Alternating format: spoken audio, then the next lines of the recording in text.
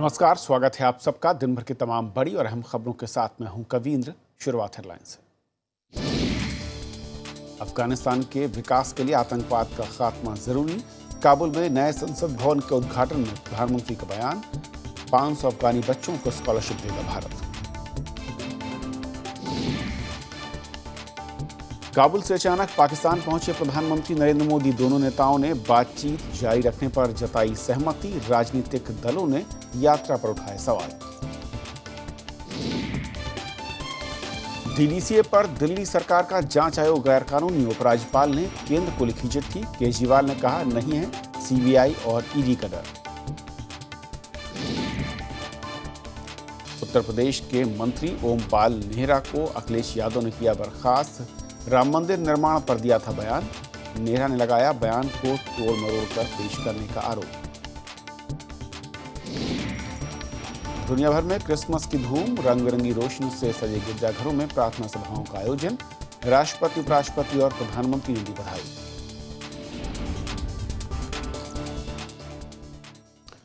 प्रधानमंत्री नरेंद्र मोदी आज अचानक पाकिस्तान पहुंचकर उन्होंने सबको चौंका दिया। काबुल में वहां की संसद के नए भवन के उद्घाटन के बाद प्रधानमंत्री को स्वदेश लौटना था, लेकिन अचानक दोपहर में उन्होंने ट्वीट किया कि वो लाहौर जा रहे हैं। दोपहर में काबुल से प्रधानमंत्री सीधे लाहौर एयरपोर्ट पहुंचे, जहां पर उनका स्वागत खुद पाकिस्तान के प्रधानमंत्री नवाज शरीफ ने किया। दोनों एयरपोर्ट पर एक दूसरे से मिले और एयरपोर्ट पर सुरक्षा के कड़े इंतजाम थे। इसके बाद प्रधानमंत्री नरेंद्र मोदी हेलीकॉप्टर के जरिए नवाज शरीफ के घर जट्टी उमरा पहुंचे, जहां पर उनका जोरदार स्वागत हुआ। नवाज शरीफ के घर रायविन पैलेस में घर वालों से मुलाकात की और मौजूद मेहमानों के साथ भी प्रधानमंत्री मिले। यहाँ पर नवाज शरीफ और प्रधानमंत्री नरेंद्र मोदी के बीच करीब 1.5 घंटे तक मुलाकात और बातचीत हुई। पाकिस्तान के विदेश सचिव के मुताबिक दोनों देश बातचीत जारी रखने पर सहमत हो गए हैं। प्रधानमंत्री नरेंद्र मोदी के अचानक पाकिस्तान दौरे पर राजनीतिक दलों की ओर से मिलीजुली प्रतिक्रियाएं हैं। कांग्रेस, शिवसेना और जेडीयू ने जहां इस फैसले पर हैरत जताई, वहीं सीपीआई ने इस पहल का स्वागत किया। प्रधानमंत्री नरेंद्र मोदी के लाहौर पहुंचने पर जहां पाकिस्तान में सियासी सरगर्मियां बढ़ीं, तो इधर भारत में सियासी पारा चढ़ गया। कांग्रेस, जेडीयू ने प्रधानमंत्री के दौरे पर हैरत जताई है। I reject completely Shrimati Sushma Swaraj's claim that it's statesmanship-like. It was a spontaneous decision which was taken today. And I make this serious statement, and we have definitive information, it was pre-arranged. Kathmandu में प्रधानमंत्री जी का वो चेहरा याद है जब उन्होंने नवाज शरीफ की तरफ देखना गवारा नहीं किया था। नवाज साहब की किस शराफत पर वो फिदा हुए हैं, ये मेरी समझ से बाहर है। मैं अचंभित हूं, मैं आश्चर्यचकित हूं, मैं व्यथित हूं। मेघराज का कटा हुआ सर मुझको याद आता है। केंद्र और महाराष्ट्र में बीजेपी की सहयोगी पार्टी शिवसेना ने भी प्रधानमंत्री के दौरे पर सवाल उठाए हैं। दो देशों में, दो देशों के प्रधानमंत्री में अगर कोई संवाद होता है तो मुझे लगता है उसमें कोई गुनाह नहीं है, लेकिन पाकिस्तान के साथ क्या संवाद हो सकता है, ये पहली बात। उससे पहले भी अटल जी गए हैं और भी हमारे लोग जाके आए हैं वहां।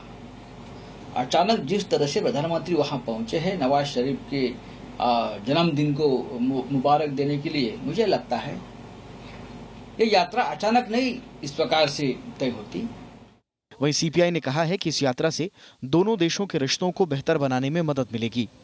Both Prime Ministers meeting in Lahore for the first time is a very significant one, and one should welcome it, and we hope this will further strengthen our efforts to resolve our vexed disputes and bring both countries together. प्रधानमंत्री नरेंद्र मोदी के काबुल से उड़ान भरने के आखिरी मिनटों में अधिकारियों को इस दौरे की जानकारी दी गई। Bureau report, Rajya Sabha TV. और मोदी साहब की इस यात्रा पर और बातचीत करने के लिए हमारे साथ कौमी वतन पार्टी की चेयरमैन और साथ ही साथ मेंबर हैं नेशनल असेंबली में वो मौजूद हैं आफ्ताब अहमद खान साहब। आफ्ताब साहब, स्वागत है आपका राज्यसभा टेलीविज़न पर। इस यात्रा को किस नज़रिए से पाकिस्तान में राजनीतिक दल यानी कि आप लोग देखते हैं, और क्या आप इसे मानते हैं कि ये इस तरह के स्टेप्स ही भारत और पाकिस्तान के बीच जो कटुता है उसको ख़त्म कर सकते हैं? बहुत बहुत शुक्रिया। सबसे पहले तो मेरा ख्याल है एक बहुत ही अच्छा जेस्चर था मोदी साहब का, और हम इसको वेलकम करते हैं, क्योंकि आपस में मिलने से ही हमारे मसलों का हल निकल आ सकता है। और हम समझते हैं कि ये एक प्राइवेट विजिट था, लेकिन इससे जो टेंशन है दोनों ममालिक के दरमियान उसमें कमी आएगी। और हम समझते हैं कि ये इस साल का आखिरी दिन है, इस साल के 2015 के, तो ये एक अच्छा एंडिंग इस साल का हुआ, और हम समझते हैं कि इसको जारी रहना चाहिए आइंदा साल के लिए भी। और हमारे जो बॉर्डर टेंशन्स हैं, हम समझते हैं कि उसमें भी कमियां आनी चाहिए, और सीरियस एंडेवर्स होने चाहिए, क्योंकि कॉम्प्रिहेंसिव डायलॉग का भी अभी शुरुआत होंगे। तो अगर उसमें सीरियस एंडेवर्स हों और इसको आगे बढ़ाया जाए तो दोनों ममालिक के दरमियान हम आगे जो हमारे मसले हैं, कॉन्टेंशियस इश्यूज हैं, उसके ऊपर बातचीत आगे बढ़ सकेगी। हम चाहते हैं कि अपने हमसाया ममालिक के साथ अच्छे ताल्लुक रखें और गुड नेबरली रिलेशनशिप हो इंडिया के साथ, तो वो बेहतर है दोनों ममालिक के लिए। आफ्ताब साहब, बहुत बहुत शुक्रिया हमारे साथ बातचीत करने के लिए आपका। और हमारे साथ पूर्व विदेश मंत्री नटवर सिंह भी फोन लाइन पर हैं। नटवर सिंह जी, स्वागत है आपका। इस यात्रा को लेकर अलग अलग तरह के रिएक्शंस आ रहे हैं, और जबकि अब पाकिस्तान की ओर से ऑफिशियली कहा गया है कि जो बातचीत होनी है उस पर और आगे बढ़ने को दोनों ही देश राजी हुए, यानी कि दोनों प्रधानमंत्री। क्या आपका कहना है, और क्या आपको लगता है इस यात्रा को लेकर, इस गेस्चर जो एक मैं कहा जाए कि है उसको लेकर?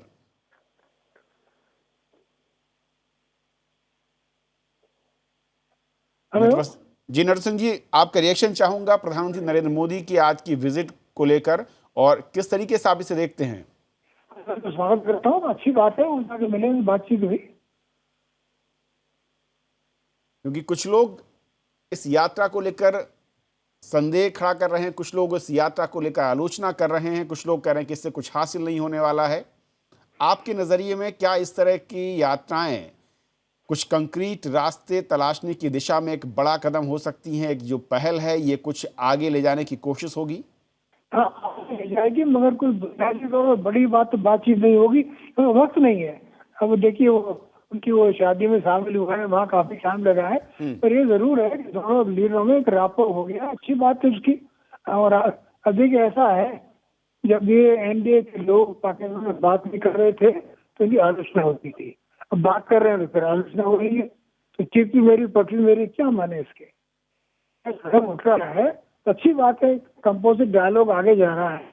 अभी हमारे एनएसए मिले हैं बैंकॉक में, फिर हमारे विदेश मंत्री वहाँ गए हैं पाकिस्तान, अब अगले साल मोदी साहब भी जा रहे हैं।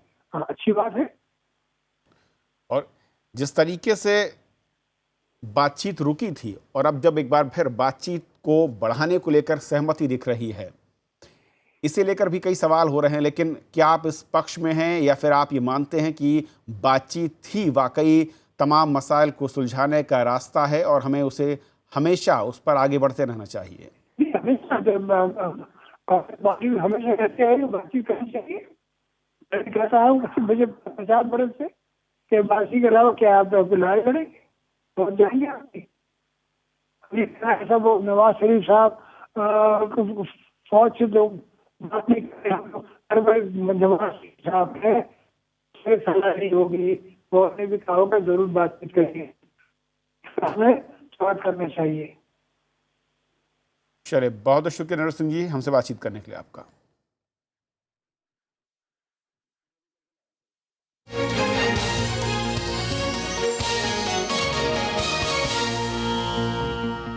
एक दिन के दौरे पर अफगानिस्तान पहुंचे प्रधानमंत्री नरेंद्र मोदी ने आज काबुल में संसद के नए भवन का उद्घाटन किया। इस मौके पर प्रधानमंत्री ने अफगानिस्तान को हर मुमकिन मदद का भरोसा दिया। उन्होंने कहा कि भारत मजबूत अफगानिस्तान के लिए काम करता रहेगा। उन्होंने ये भी कहा कि नए अफगानिस्तान के निर्माण में सबको सहयोग करना होगा और विकास के लिए सीमा पार आतंक को रोकना होगा। In our region, when a Kabuliwala can once again come across easily to win Indian hearts.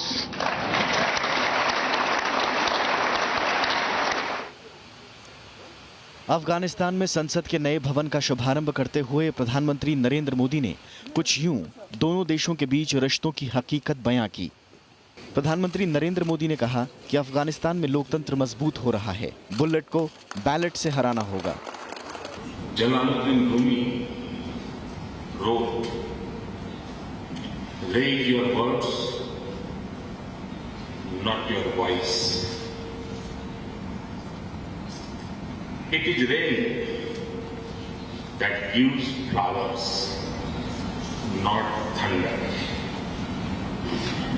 This is the wisdom of this magnificent land."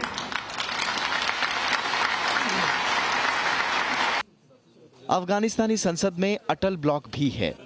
प्रधानमंत्री ने इस मौके पर क्षेत्रीय सहयोग की बात भी कही। And it must be the power to its future. But brave and tireless as the Afghans are, in defending the nations, Afghanistan will succeed only when terrorism no longer blows across the border. Bharat ने अफगानिस्तान से दोस्ती और एकजुटता दिखाने के लिए इस भवन को बनाने का काम 2007 में शुरू किया था। इस भवन के निर्माण पर 4 करोड़ 50 लाख डॉलर का खर्च आना था, लेकिन बाद में ये बढ़कर 9 करोड़ डॉलर हो गया। इस भवन का डिजाइन मुगल और आधुनिक स्थापत्य कला पर आधारित है। इस मौके पर प्रधानमंत्री ने शहीद अफगान सुरक्षा बलों के 500 बच्चों को स्कॉलरशिप देने का भी ऐलान किया। Bureau report, Rajya Sabha TV. तो नए अफगानी संसद भवन का आज जो है कहूँ शुभारंभ किया गया। प्रधानमंत्री नरेंद्र मोदी इस मौके पर मौजूद थे। इस पूरे मसले पर बातचीत करेंगे। हमारे साथ अफगानिस्तान में राजदूत रहे विवेक काजू साहब। विवेक जी, स्वागत है आपका जी। और विवेक साहब, आप जब वहाँ पर पोस्टेड थे उस वक्त इसकी शुरुआत हुई थी, कवायद शुरू हुई थी।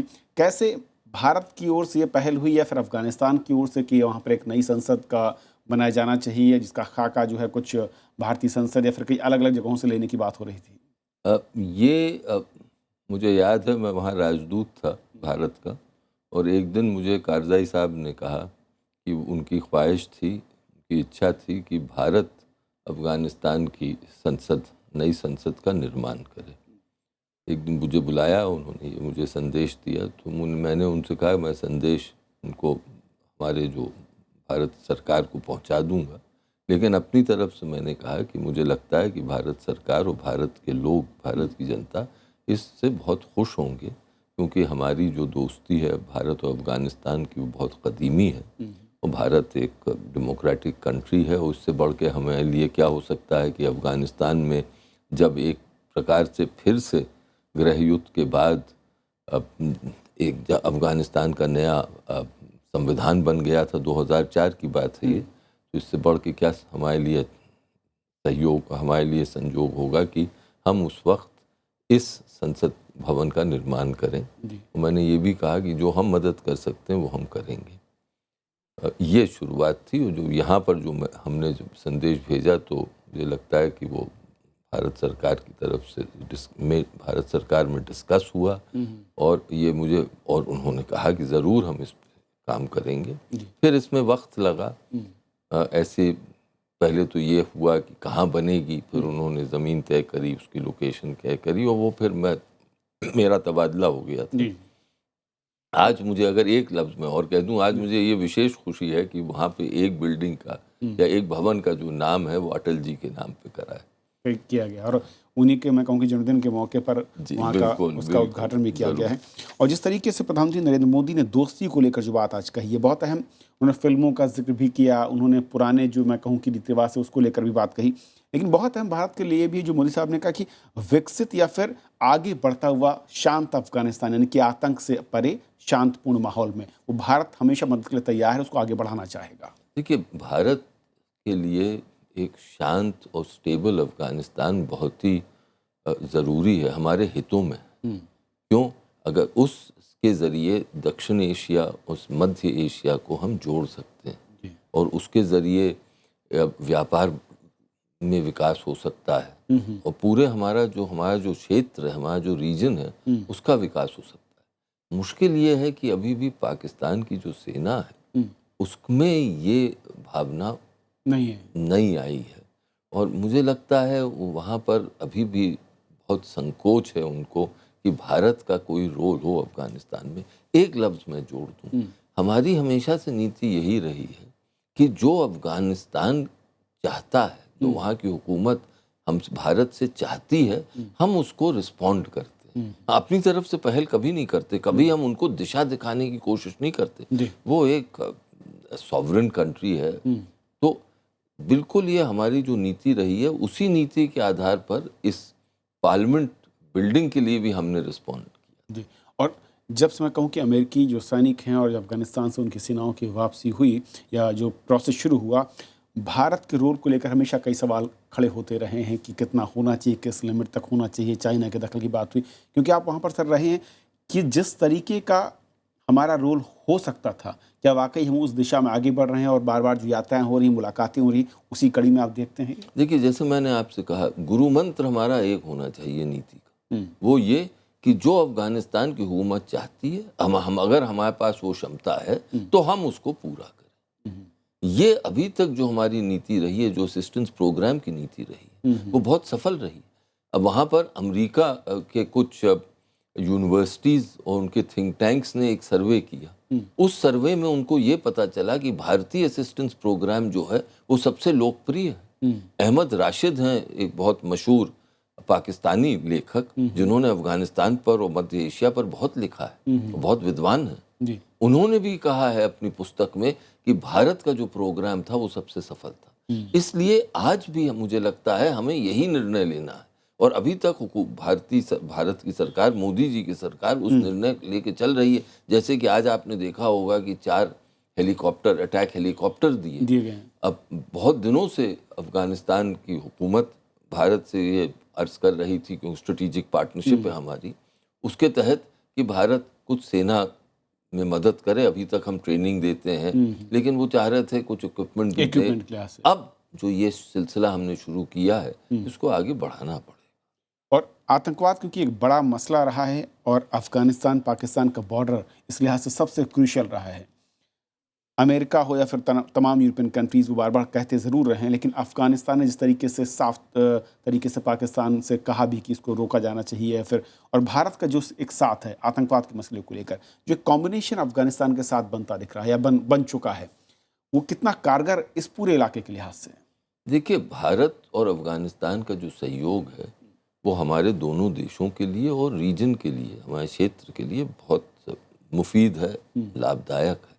लेकिन जो हकीकत है वो ये कि अफ़गान भी जानते हैं कि जैसे अंग्रेज़ी में अगर आप इजाज़त दें कि Pakistan has the capacity to harm, India has the capacity to help.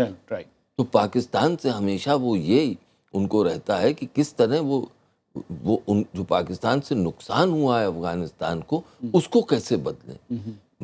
Ghani साहब ने भी यही कोशिश की। उन्होंने तो यहाँ तक कहा कि पहले हमें भारत से मिलिट्री में सहयोग इतना नहीं चाहिए, लेकिन फिर पाकिस्तान ने का जो रवैया था उसमें कोई तब्दीली नहीं आई है। अफ़गान तालिबान को पूरी रूप से सपोर्ट कर रहे हैं। तो इसलिए मुझे लगता है कि इस वक्त जो हमने पॉलिसी अपनाई है वो उचित है, लेकिन पाकिस्तान के रवैये में अभी मुझे तब्दीली नहीं दिख रही। बहुत बहुत शुक्रिया सर इस पूरे मसले पर हमारे साथ जुड़ने के लिए और बात करने के लिए आपका। तो ये थी हमारी पहली खबर।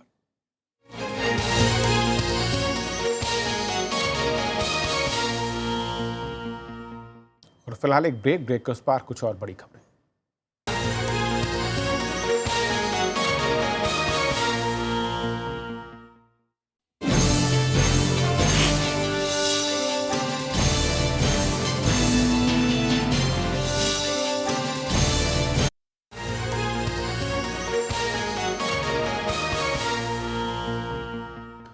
दिल्ली के मुख्यमंत्री और उपराज्यपाल नजीब जंग के बीच एक बार फिर लड़ाई छिड़ गई है। केजरीवाल ने नजीब जंग के डीडीसीए मामले में जांच आयोग को अवैध बताने पर कड़ी प्रतिक्रिया दी है।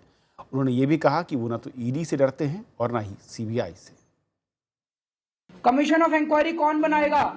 वो इसके ट्रांजैक्शन ऑफ बिजनेस रूल्स के शेड्यूल में दिया हुआ है, आइटम नंबर 13। कैबिनेट को और लेजिस्लेटिव असेंबली को बनाने का अधिकार है, कहीं एलजी का नाम नहीं लिखा हुआ।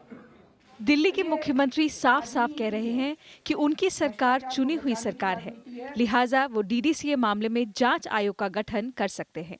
अरविंद केजरीवाल ने उपराज्यपाल पर सरकार के खिलाफ खबरें प्लांट करवाने का भी आरोप लगाया। एलजी ऑफिस कॉन्स्टिट्यूशनल अथॉरिटी होते हैं एलजी, अगर उनका दफ्तर चुनी हुई सरकार के खिलाफ खबरें लीक करके उसको अस्थिर करने की कोशिश कर रहा है, मुझे लगता है ये बड़ा सीरियस मामला है।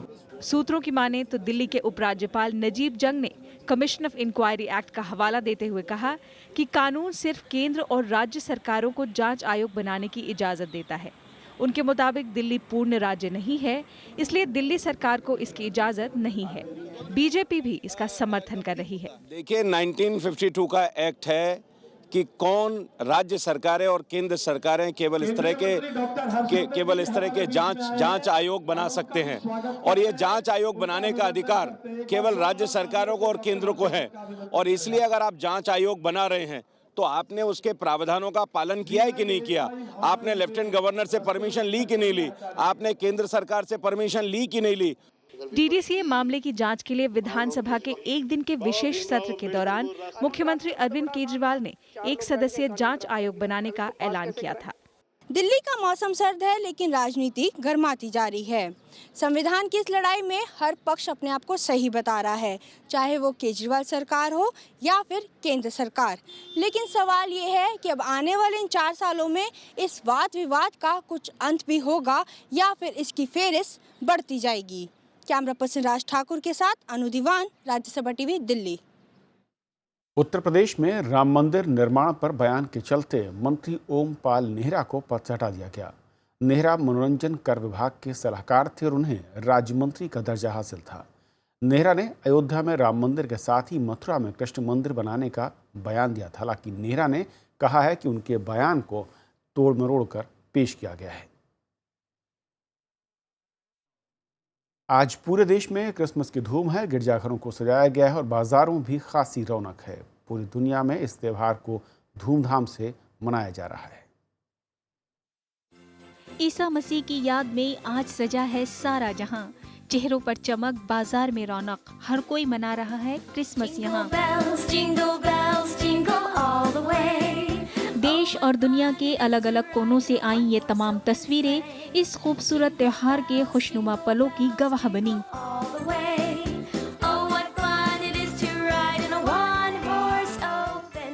खुशी हर चेहरे की आज मुरीद है तो रोशनी हर बाजार की सजावट।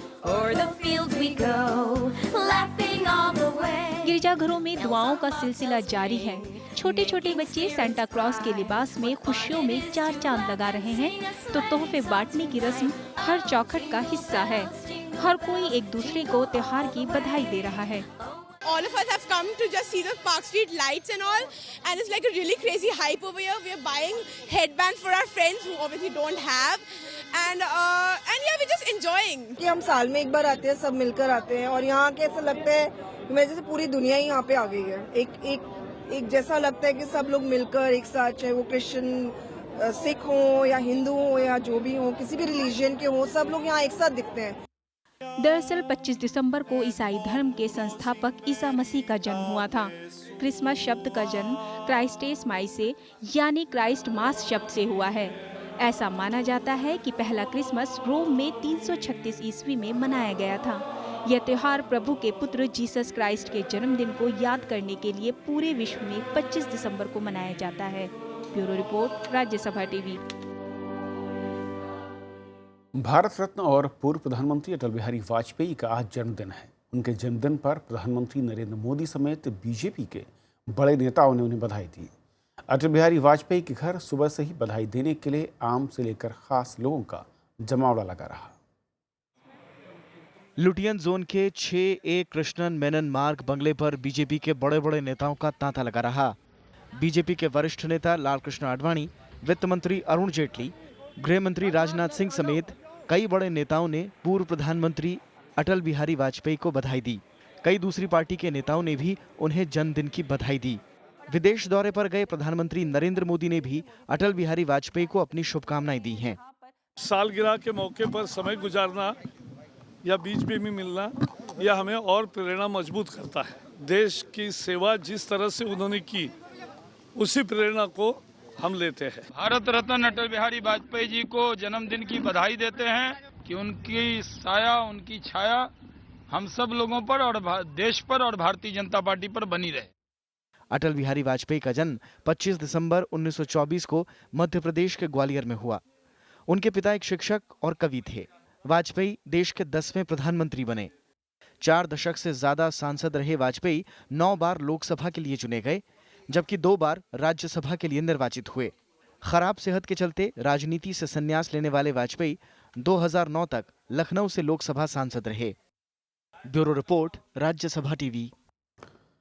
60 और 70 के दशक की मशहूर अभिनेत्री साधना का आज निधन हो गया। साधना फिल्मी दुनिया की एक ऐसी अदाकारा थी जिनकी अदाकारी हमेशा रोशन और दमकती रहेगी। 74 साल की साधना लंबे समय से बीमार थी और उन्हें इलाज के लिए मुंबई के हिंदुजा हॉस्पिटल में एडमिट किया गया था।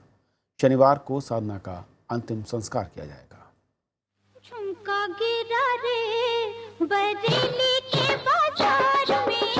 पहले पर्दे पर अपनी दिलकश अदाकारी से मदहोश कर देने वाली अभिनेत्री साधना का जादू आज भी हमारे दिल में बसता है। एक्टिंग की दुनिया में साधना एक ऐसा नाम थी जिन्होंने न सिर्फ अपनी अदाकारी में बल्कि फैशन में भी एक अलग मुकाम हासिल किया। चूड़ीदार कुर्ता, शरारा गरारा, कान में बड़े झुमके बाली और लुभावनी मुस्कान साधना की पहचान रही। सबसे बढ़कर उनकी हेयर स्टाइल। 60 के दशक में उनके हेयर स्टाइल का जलवा ऐसा था कि साधना कट पूरे भारत की गली गली में मशहूर हो गया। साधना का जन्म 2 सितंबर 1941 को अविभाजित भारत के कराची में हुआ था। विभाजन के बाद 1948 में वो भारत चली आईं। श्री 420 से हिंदी फिल्मों में अभिनय का सफर शुरू करने वाली साधना ने फिल्म आरजू, मेरे महबूब, लव इन शिमला, मेरा साया, वक्त, राजकुमार, असली नकली, हम दोनों जैसी मशहूर हिंदी फिल्मों में काम किया और शोहरत की बुलंदियों को छुआ। 60 और 70 के दशक में अपने अभिनय से उन्होंने नई ऊंचाइयों का सफर तय किया। साधना ने अपने अभिनय से जो शोहरत कमाई वो आखिरी सांस तक बनी रही। बहुत बड़ा नुकसान है हमारी इंडियन फिल्म इंडस्ट्री का। कमाल का उनका फिल्मी सफर रहा है। कराची में पैदा हुई, पार्टीशन के बाद मुंबई माइग्रेट कर गईं और बतौर ग्रुप डांसर उन्होंने अपना करियर शुरू किया।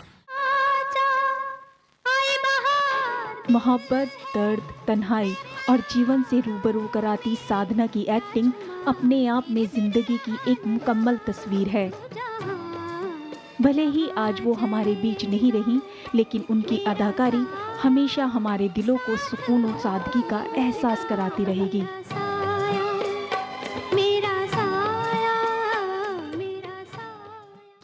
तो खबरों के आज के सफर में बस इतना ही। नमस्कार।